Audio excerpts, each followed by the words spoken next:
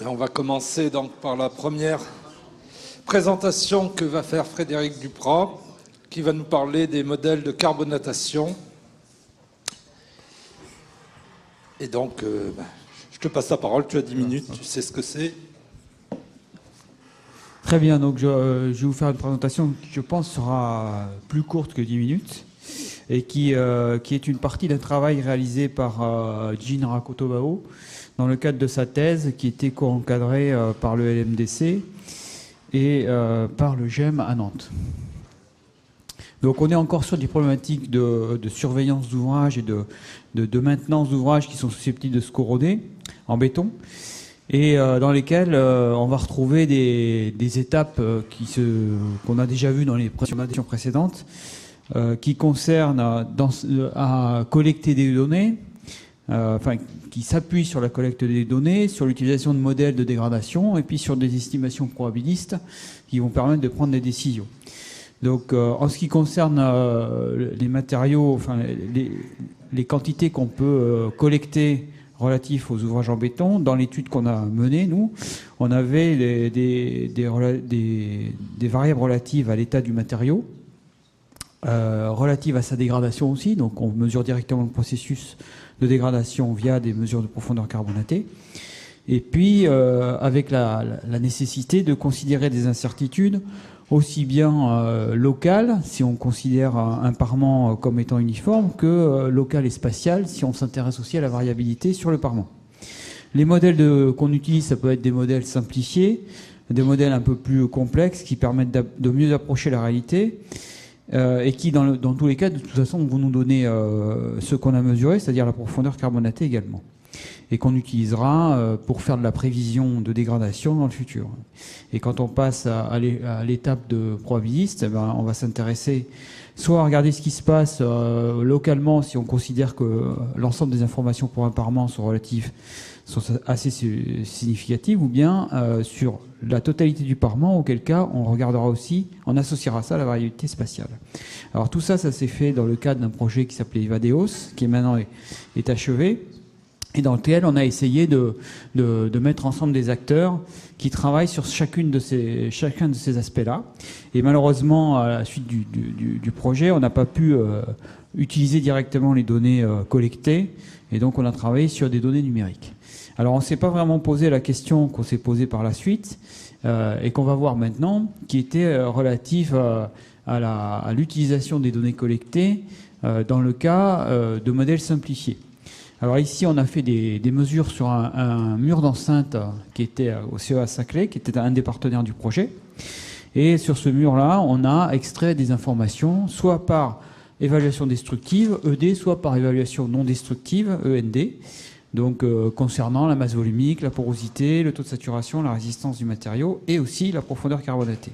Alors vous voyez ici qu'on a fait des mesures qui étaient sur la longueur du parement, ce qui a permis d'accéder à une variabilité spatiale des informations. Donc on a une partie des données qui peuvent servir d'entrée au modèle simplifié, et puis une autre partie qui vont servir de sortie. Donc l'idée est relativement simple, c'est d'utiliser donc une partie des données d'entrée qui sont spatialement corrélées. Donc on ne connaît pas la structure de corrélation à ce stade-là. Et puis d'autres données qui sont supposées être estimées pour alimenter un modèle qui va nous donner à nouveau une sortie qu'on a déjà mesurée.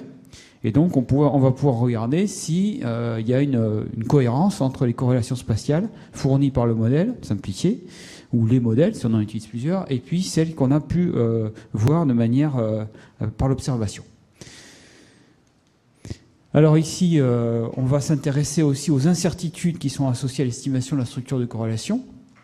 Tout d'abord, on va faire des hypothèses assez simples sur cette structure-là, puisqu'on estime qu'on a une ergodicité gaussienne. Donc on va supposer le processus gaussien est stationnaire, et on va pouvoir estimer son échelle de fluctuation avec une hypothèse assez simple sur la structure de la fonction d'autocorrélation. On va faire porter des incertitudes sur les quantités qui sont mesurées, ici, donc conformément au procédé de mesure, on peut accéder à une incertitude sur la mesure.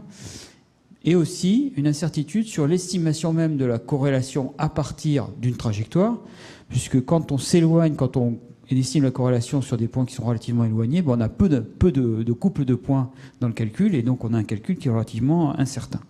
Alors évidemment, ce qu'on ne peut pas mesurer ici, c'est l'effet de l'incertitude quant à l'hypothèse de départ sur l'ergodicité gaussienne du processus.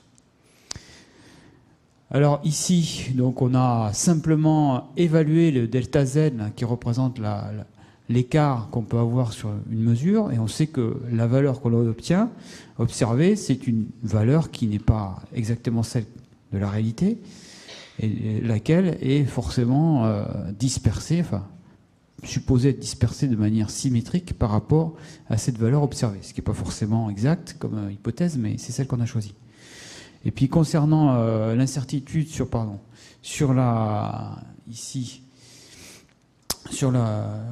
corrélation, on a fait des simulations de très nombreuses trajectoires, et on a pu comme ça estimer pour une distance tau, une longueur de fluctuation donnée et un quotient de variation sur le processus, l'écart type et la moyenne de la valeur de la corrélation en un point donné, enfin pour une distance donnée. Alors en fait, l'écart type va varier ici en fonction de la distance tau, puisque il peut être important lorsque tau est, on va dire, ici à peu près égal à la moitié de la longueur observée, parce qu'on va avoir une dispersion importante. Et puis ensuite, comme la moyenne de la corrélation tend vers 0, artificiellement, ça va réduire aussi l'écart type, qui va à nouveau réduire. Donc en fait, on peut représenter ici une courbe qui donne l'écart type maximal qu'on va avoir en fonction de la valeur de l'échelle de fluctuation, et puis en fonction du nombre de couples qu'on utilise pour faire le calcul. Et donc on va superposer à la courbe que vous avez là-haut, qui représente en fait la dispersion ici des profils de l'or. C'est des valeurs de corrélation qu'on a ici. Donc ce qu'on voit, les points rouges là, ce sont des variations de valeurs de corrélation qu'on obtient en ayant fait ici des simulations sur l'observation. Et en bleu, ce qu'on voit, c'est le modèle de corrélation avec un certain fuseau, évidemment, puisqu'on a un grand nombre de trajectoires qui sont observées là. Alors ensuite, on peut superposer à ces quantités-là l'incertitude qu'on a sur le calcul même de la corrélation, ce qui nous donne un fuseau encore plus large sur lequel on a une incertitude de corrélation. Alors une fois qu'on a estimé ça, on va pouvoir regarder ce que les modèles donnent par rapport à cette corrélation. Alors ici, on a des points qui représentent pour un modèle donné, le modèle de Hiver, la valeur de la corrélation sans incertitude, ici, sans prendre en compte les incertitudes sur les observations et sur le calcul de la corrélation. Alors quand on ne prend pas les incertitudes, comment est-ce qu'on va dire, est-ce que le modèle est cohérent par rapport à la corrélation observée? On peut le faire à partir de la distance qu'on observe entre les points ici, avec ici un indicateur de bonne correspondance qui vaut 0 si la correspondance est très mauvaise, et qui vaut 1 si la correspondance est très bonne, mais qui n'est pas très discriminant entre les modèles. Comme on peut le voir ici, il y a 4 modèles qui sont utilisés, et puis on voit que sur une des faces du mur ou sur l'autre ici, ah oui, pardon, là c'est la même face, mais c'est les données qui changent. Ici on a utilisé les données non destructives, ici destructives. Là on avait la face sud pour les données destructives. On voit que c'est pas très discriminant. Alors si par contre on prend en compte les incertitudes, ici on a 2 courbes qui représentent des profils de corrélation. Donc on voit en point noir ici, c'est les observations, enfin c'est la corrélation sur la profondeur carbonatée issue des observations, avec ici l'incertitude totale. Et les points rouges, c'est ce que nous donnent les modèles en utilisant les données d'entrée qu'on a mesurées et les incertitudes sur ces données d'entrée. Et là, on voit les résultats pour une face et pour l'autre face. Donc là, on a un indice de bonne correspondance qui est calculé différemment. On va simplement comptabiliser le nombre de points rouges qui se trouvent entre les 2 courbes bleues. Et on fait ça pour l'ensemble des trajectoires qu'on a simulées. Et là, on va retrouver des indices de bonne correspondance qui sont plus discriminants et qui mettent en évidence que certains modèles sont peut-être plus adaptés à représenter ou à transférer à la corrélation spatiale que d'autres. Mais c'est des résultats qui sont qui sont pas définitifs, bien entendu, puisqu'ici on a fait un tas d'hypothèses et on n'est pas du tout sûr que ces hypothèses soient toujours valables. Donc en conclusion sur cette petite étude, Donc, bon, il est clair qu'on l'a déjà vu, hein, mais je le rappelle ici, je n'en ai pas tellement parlé en introduction, mais si on veut s'intéresser au comportement des ouvrages et leur taux de dégradation, on est obligé d'intégrer la variabilité spatiale. Alors, dans le cadre des hypothèses assez fortes que l'on a faites, bon, on voit bien qu'il faut prendre en compte ces incertitudes-là pour pouvoir faire un lien entre la corrélation observée par le modèle et puis celle qui produite par le modèle et celle qu'on observe avec les données mesurées. Mais au final, on voit que les modèles, ils ne sont pas vraiment faits pour ça, puisqu'ils ne sont pas vraiment capables de transférer la corrélation spatiale. Alors, comme c'est des modèles 1D, on peut se dire qu'à la base, c'était forcément mauvais, mais c'est pas aussi simple que cela de pouvoir l'affirmer. Et la suite, c'est de faire un peu mieux que ce qu'on a fait jusqu'à présent, hein.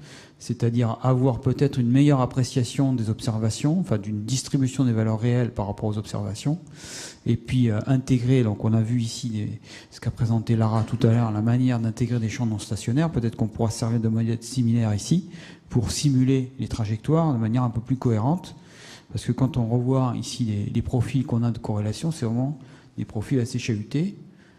Et puis c'est qu'une seule trajectoire, donc c'est pas forcément très significatif. Voilà, merci de votre attention. Merci pour cette présentation.